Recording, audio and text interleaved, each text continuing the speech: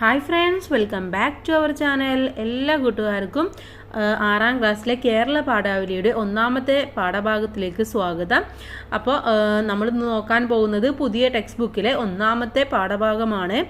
Okay, അമൃതം നുകരാം എന്നുള്ളതാണ് ഒന്നാമത്തെ യൂണിറ്റിൻ്റെ പേര്. ഓക്കെ, അപ്പോൾ ഇവിടെ എന്താണ്, കുറേ ചിത്രങ്ങൾ കൊടുത്തിട്ടുണ്ട് അല്ലേ. ഒരു പുരുഷന് എന്തോ ഭക്ഷണം ചപ്പാത്തി ഉണ്ടാക്കുകയാണ് അല്ലേ. അതുപോലെ തന്നെ കുറേ സ്നാക്സ് കൊടുത്തിട്ടുണ്ട്. അതുപോലെ അമ്മ എന്തോ സ്മെല്ല് ചെയ്യോ കഴിക്കുകയോ എന്തോ ചെയ്യുന്നുണ്ട്. ഒരു മകന് ഫുഡ് ഉണ്ടാക്കുന്നുണ്ട്. അതിൻ്റെ അടുത്തായിട്ട് ഒരു പെൺകുട്ടി നിൽക്കുന്നുണ്ട്. ആ ഒരു ചിത്രമാണ് ഇവിടെ തന്നിട്ടുള്ളത്. വിശപ്പിനേക്കാൾ നല്ല കറിയില്ല, സ്നേഹത്തിനേക്കാൾ നല്ല സ്വാദുമില്ല. അടുക്കള എന്ന വലിയ ലോകത്തിൻ്റെ കാണാ കാഴ്ചയിലേക്ക്. അപ്പോൾ ഇവിടെ എന്താണ്, വിശപ്പ് എന്ന് പറയുന്നത്, നമുക്ക് വിശന്ന് കഴിഞ്ഞാൽ എന്ത് കിട്ടിയാലും നമ്മൾ കഴിക്കും അല്ലേ.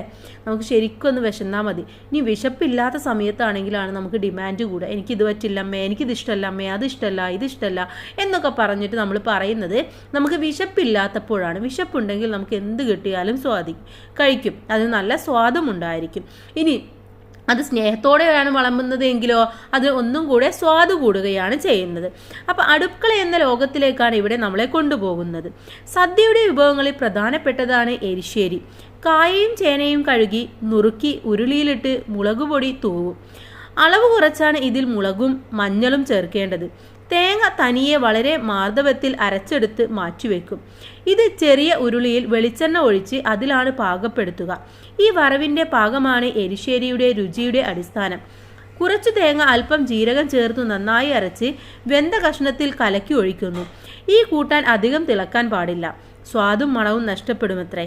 സ്ത്രീയുടെ ചിരി പോലെ എരിശ്ശേരി തിളച്ചാൽ മതി എന്നാണ് പ്രമാണം. എരിശ്ശേരി തിളക്കുന്നത് പോലെയേ പെൺകിടാങ്ങൾ ചിരിക്കാൻ പാടുള്ളൂ എന്ന ഓർമ്മപ്പെടുത്തൽ കൂടിയാണ് ഈ പ്രമാണത്തിൽ ഉണ്ട്.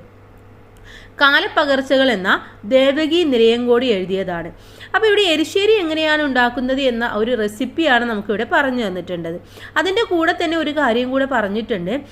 എരിശ്ശേരി എന്താണ്, കുറച്ച് തിളച്ചാൽ മാത്രം മതി, നന്നായിട്ട് തിളച്ചു പോയി കഴിഞ്ഞാൽ അതിൻ്റെ സ്വാദും മണവും പോകും. അപ്പോൾ കുറച്ച് തിളക്കുക എന്ന് പറഞ്ഞു കഴിഞ്ഞാൽ അതേപോലെ തന്നെയാണ് പെൺകിടാങ്ങൾ ചിരിക്കാൻ പാടുള്ളൂ, കൂടുതൽ ചിരിക്കാൻ വേണ്ടി പാടില്ല. അപ്പോൾ അവരുടെ ഭംഗിയും അതുപോലെ തന്നെ സ്വഭാവവും കളങ്കപ്പെടും എന്നതാണ് ഇതുകൊണ്ട് ഉദ്ദേശിക്കുന്നത്. ഇനി ഇവിടെ 2 ചോദ്യങ്ങൾ തന്നിട്ടുണ്ട്. ഒരു ഭക്ഷണ വിഭവം പാചകം ചെയ്യുന്നതിൻ്റെ വലിയ സൂചനകളുള്ള കുറിപ്പാണ് നിങ്ങൾ വായിച്ചത്. പാചകത്തെ പറ്റി മാത്രം പറയുന്ന കുറിപ്പാണോ ഇത്? പാചകം ചെയ്യലും പാകം തിരിച്ചറിയലും സ്ത്രീകളുടെ മാത്രം കടമയാണെന്ന ചിന്തക്ക് ഇന്നും മാറ്റം വന്നിട്ടില്ലേ? എരിശ്ശേരി തിളക്കുന്നത് പോലെയേ പെൺകിടാങ്ങൾ ചിരിക്കാൻ പാടുള്ളൂ. ഇതിനോടുള്ള നിങ്ങളുടെ പ്രതികരണം എന്താണ്? ചർച്ച ചെയ്ത് കണ്ടെത്തലുകളും അഭിപ്രായങ്ങളും അവതരിപ്പിക്കാനാണ് പറഞ്ഞിട്ടുള്ളത്. ഇത് വെറും ഒരു പാചകത്തെ പറ്റിയുള്ള കുറിപ്പ് മാത്രമല്ല, പഴയ കാലത്തെ സ്ത്രീകളുടെ ജീവിത രീതികളെക്കുറിച്ചും ആചാരങ്ങളെക്കുറിച്ചും അന്നത്തെ അവരുടെ അവസ്ഥയെക്കുറിച്ചും ഈ കുറിപ്പിലൂടെ മനസ്സിലാക്കാൻ കഴിയും. എരിശ്ശേരി ഉണ്ടാക്കുന്ന വിധം പറഞ്ഞതോടൊപ്പം എരിശ്ശേരി തിളക്കുന്നത് പോലെ പെൺകിടാങ്ങൾ ചിരിക്കാൻ പാടുള്ളൂവെന്ന പഴയ ചിന്താഗതിയും വ്യക്തമാക്കുന്നു. എരിശ്ശേരി കൂടുതൽ തിളച്ചു കഴിഞ്ഞാൽ രുചി കുറയുന്നത് പോലെ തന്നെ സ്ത്രീകൾ കൂടുതൽ ചിരിച്ചാൽ പ്രശ്നങ്ങൾ ഉണ്ടാകുമെന്നുള്ള ചിന്താഗതിയാണ് ഇതിലൂടെ ഓർമ്മപ്പെടുത്തുന്നത്. പണ്ട് സ്ത്രീകളുടെ കുത്തകയായിരുന്നു അടുക്കള. എന്നാൽ ഇന്ന് സ്ത്രീകളും പുരുഷന്മാരും ഒരുപോലെ പാചകം ചെയ്യുകയും വീട്ടുപണികൾ ചെയ്യുകയും ചെയ്യുന്നു. റെസ്റ്റോറൻറ്റുകളിലും പുരുഷന്മാരുടെ സാന്നിധ്യം കാണാൻ കഴിയുന്നുണ്ട്. പഴയ ചിന്തകൾക്ക് മാത്രമല്ല പ്രവൃത്തികൾക്കും മാറ്റം വന്നിരിക്കുന്നു എന്നതിനുള്ള ഉത്തമ ഉദാഹരണമാണിത്. ചിരി എന്നത് ആരുടെയും അവകാശമല്ല, ആരുടെയും നിയന്ത്രണത്തിലും അല്ല. ആൺകുട്ടികൾ ആയാലും പെൺകുട്ടികളായാലും അവർക്ക് ഇഷ്ടമുള്ള പോലെ ജീവിക്കാനും ചിന്തിക്കാനും പ്രവർത്തിക്കാനുമുള്ള സ്വാതന്ത്ര്യം ഇന്ന് നമുക്കുണ്ട്. ആർക്കും അതിൽ നിയന്ത്രണം വെക്കാനോ ചോദ്യം ചെയ്യാനോ ഉള്ള അവകാശമില്ല. പഴയ ചിന്തകളിൽ നിന്നും ഒരുപാട് മാറ്റങ്ങൾ സംഭവിച്ചു കൊണ്ടിരിക്കുന്നു. ഇനിയും മാറ്റങ്ങൾ ആവശ്യമായ മേഖലകൾ ഉണ്ട് താനും. അപ്പം ഇങ്ങനെ നിങ്ങളുടെ അഭിപ്രായം എന്താണെന്നും അതിലെ കണ്ടെത്തലുകൾ എന്താണ് എന്നുമാണ് നിങ്ങളിവിടെ എഴുതേണ്ടത്. അടുത്തത് നമ്മൾ നേരെ പാഠഭാഗത്തിലേക്ക് കിടക്കുകയാണ്. അടുക്കള എന്നുള്ളതാണ്. ഭക്ഷണം എല്ലാവർക്കും വേണ്ടതല്ലേ? അപ്പോൾ അടുക്കളയോ? ഭക്ഷണം എല്ലാവർക്കും വേണമല്ലേ? കാരണം എന്താണ്, എല്ലാവർക്കും വിശപ്പ് എന്ന് പറയുന്നതുണ്ട്.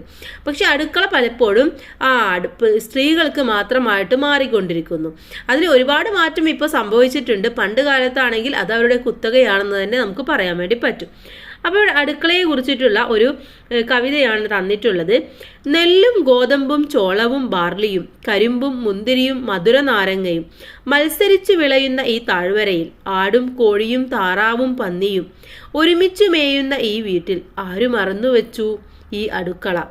ഒരുപക്ഷേ എൻ്റെ അമ്മയുടെ അമ്മയുടെ അമ്മയുടെ ജീവിച്ചിരുന്നിരിക്കാൻ പോലും ഇടയില്ലാത്ത അമ്മയുടെ അമ്മയായിരിക്കാം.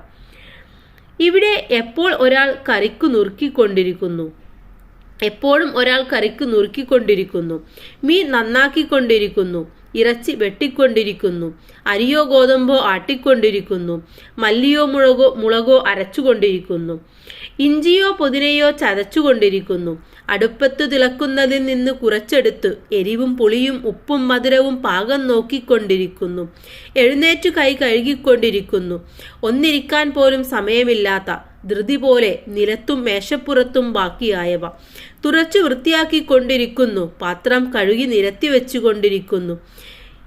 ഇവിടെ എപ്പോഴും ഒരാൾ വിശന്നു നിലവിളിച്ചുകൊണ്ടിരിക്കുന്നു. വയൽക്കരെ ഇപ്പോഴില്ലാത്ത TP രാജീവൻ എഴുതിയ ഒരു കവിതയാണ് ഇവിടെ തന്നിട്ടുള്ളത്. ഓക്കെ, അപ്പോൾ ആദ്യം നമുക്ക് എന്താണ് കവിതയുടെ ആശയം എന്ന് നോക്കാം. TP രാജീവൻ എഴുതിയ അടുക്കള എന്ന കവിതയുടെ പ്രധാന ആശയം ഒരു സ്ത്രീയുടെ ജീവിതം അടുക്കള എന്ന പശ്ചാത്തലത്തിൽ എത്രത്തോളം ഒതുങ്ങി നിൽക്കുന്നു എന്നുള്ളതാണ്. അവരുടെ ജീവിതം, ത്യാഗം, സഹനം എന്നിവയെല്ലാം അടുക്കളയിൽ ഒതുങ്ങിക്കൂടുകയാണ്. പല മേഖലകളിലും കഴിവുകളുള്ള സ്ത്രീകളും വളരെയധികം വിദ്യാഭ്യാസമുള്ളവരും അടുക്കളയിലെ 4 ചുവരുകൾക്കുള്ളിൽ ജീവിതം കഴിച്ചുകൂട്ടുന്നു. സ്ത്രീയുടെ സ്നേഹം, കൂടുതൽ സേവനം എന്നിവയെ പ്രകൃതിദത്തമായ രീതിയിൽ സമൂഹം സ്വീകരിക്കുകയും സ്ത്രീകളുടെ ഇഷ്ടങ്ങളെയോ ആഗ്രഹങ്ങളെയോ മറന്നുപോകുകയുമാണ് ഈ കവിതയുടെ മുഖ്യ ആശയം.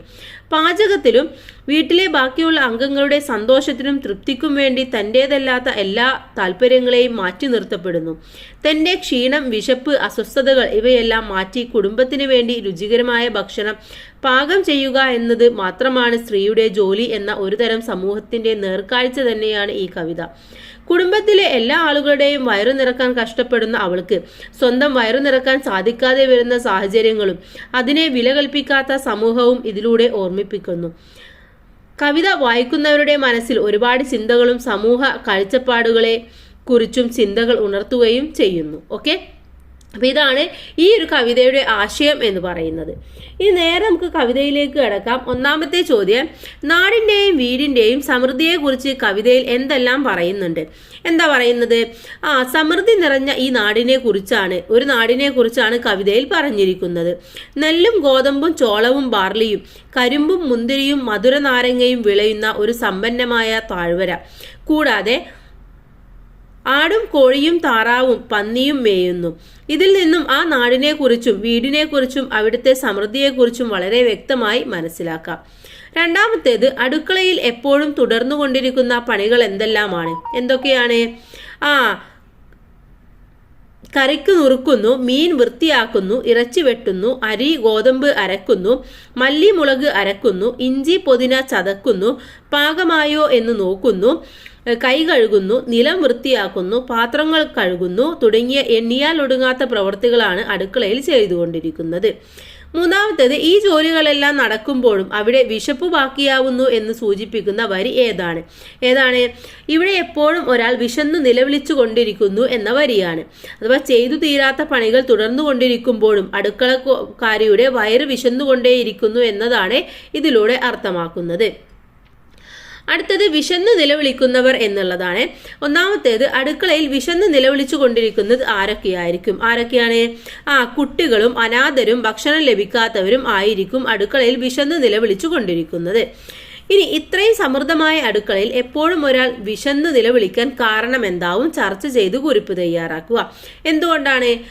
അടുക്കളയിൽ ധാരാളം ഭക്ഷണം ഉണ്ടാക്കുന്നുണ്ടെങ്കിലും ആ ഭക്ഷണത്തിന് അതിനേക്കാൾ ഏറെ ആവശ്യക്കാരും അസമയത്ത് എത്തുന്ന അതിഥികളും ഉള്ളപ്പോൾ വിശപ്പ് തീരാതെയും ഒന്നും കഴിക്കാൻ കിട്ടാതെയും ഇരിക്കുന്ന പാചകം ചെയ്യുന്ന ആളെ കുറിച്ച് തന്നെയാണ് കവി ഇവിടെ ഉദ്ദേശിക്കുന്നത്. മാത്രമല്ല, അടുക്കളയിലെ പണികൾ തീരുന്ന സമയം ഇല്ലതാനും. ഒരു പാചകം കഴിഞ്ഞു അതിന്റെ വൃത്തിയാക്കലും മറ്റും കഴിയുമ്പോഴേക്കും അടുത്ത പാചകത്തിന്റെ സമയമാകും. ഇതിനിടയിൽ അടുക്കളക്കാർക്ക് ഭക്ഷണം കഴിക്കാനോ ഭക്ഷണം കഴിച്ചോ എന്ന് ആരെങ്കിലും തിരക്കാനോ ഉണ്ടാവാറില്ല. അടുക്കളയിൽ വിശന്ന് നിലവിളിക്കുന്നത് അടുക്കളക്കാരിയായ ആ സ്ത്രീ തന്നെയായിരിക്കും. ഓക്കെ, അപ്പോൾ ആരാണോ പാചകം ചെയ്യുന്നത്, വീട്ടിലെ അമ്മയാണെങ്കിൽ അവരെയാണ് ഉദ്ദേശിക്കുന്നത്. അടുത്തത്, അടുക്കളയ്ക്കുള്ളിൽ ഉണ്ടാവില്ലോളം വൈകി ഒരു നക്ഷത്രവും ഒരൊറ്റ സൂര്യനും അവളേക്കാൾ നേരത്തെ പിടഞ്ഞെണീറ്റില്ല. സംക്രമണം ആറ്റൂർ രവിവർമ്മയുടേതാണ്. അടുക്കളയിൽ തേഞ്ഞു തീരുന്ന വീട്ടുപകരണമാണ് ഞാൻ. എൻ്റെ കുട്ടികൾക്ക് ചിലപ്പോൾ എണ്ണമറ്റ പലഹാരങ്ങൾ നിർമ്മിക്കുന്ന ഒരു യന്ത്രമാണ് ഞാൻ. പ്രതിഷ്ഠ സാവിത്രി രാജീവൻ. ഈ കവിതാഭാഗങ്ങൾക്ക് അടുക്കള എന്ന കവിതയുമായുള്ള ബന്ധം വിശകലനം ചെയ്ത് കുറിപ്പ് തയ്യാറാക്കാനാണ് പറയുന്നത്. ഓക്കെ, ഇവിടെ സ്ത്രീകൾ അനുഭവിക്കുന്ന പ്രശ്നങ്ങളെ വളരെ ഭംഗിയോടെ അവതരിപ്പിച്ച ഒരു കവിതയാണ് അടുക്കള. അത്തരത്തിൽ ആശയം തരുന്ന 2 കവിതകളാണ് ആറ്റൂർ രവിവർമ്മയുടെയും സാവിത്രി രാജീവന്റെയും. ഒരു സ്ത്രീയുടെ ജീവിതം കുട്ടികൾക്കും ഭർത്താവിനും മറ്റു ചുറ്റുമുള്ളവർക്കും വേണ്ടി ഒഴിഞ്ഞു വെച്ചിരിക്കുകയാണ്. ഉറക്കമോ വിശ്രമമോ ഇല്ലാത്ത ജീവിതം. സൂര്യൻ ഉദിക്കുന്നതിനേക്കാൾ നേരത്തെ എഴുന്നേറ്റ് ജോലി തുടങ്ങുകയും മയങ്ങുകയോ വിശ്രമിക്കുകയോ ഇല്ലാതെ അത് തുടരുകയും ചെയ്യുന്ന ജീവിതം. സംക്രമണം എന്ന ഈ കവിതാഭാഗത്ത് വളരെ വ്യക്തമായി ഇത് പറയുന്നു. അടുക്കളയിൽ തേഞ്ഞു തീരുന്ന ഉപകരണത്തെ പോലെയാണ് സ്ത്രീ എന്ന ഉപമിച്ചിരിക്കുന്നത്. മാത്രമല്ല കുട്ടികൾക്ക് പലഹാരമുണ്ടാക്കുന്ന യന്ത്രമാണെന്നും പറയുന്നു. ഒരു സ്ത്രീയുടെ ജീവിതത്തെ ഇത്രയും മനോഹരമായി ഇനി വർണ്ണിക്കാൻ സാധിക്കുകയില്ല. പ്രതിഷ്ഠ എന്ന കവിതാ ഭാഗത്തിലൂടെ സാവിത്രി രാജീവൻ ഇത് സാമാന്യമായി ചെയ്തിരിക്കുന്നു.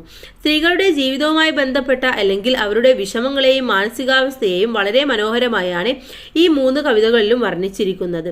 കാലം മാറുന്തോറും ഇതിനെല്ലാം മാറ്റം വരേണ്ടത് വളരെയധികം അത്യാവശ്യമാണ്. ഓക്കെ, അപ്പം ഇങ്ങനെയാണ് ഈ ഒരു പാഠഭാഗത്തിന്റെ പ്രവർത്തനങ്ങൾ. ഇനി നമുക്ക് രണ്ടാമത്തെ പാഠഭാഗമാണ് നോക്കാനുള്ളത്. ഏതാണ് ചട്ടിപ്പത്തിരി എന്നുള്ളത് നമുക്ക് അടുത്ത വീഡിയോയിൽ ഡിസ്കസ് ചെയ്യാം. അപ്പം എല്ലാ കൂട്ടുകാർക്കും താങ്ക്സ് ഫോർ വാച്ചിങ്.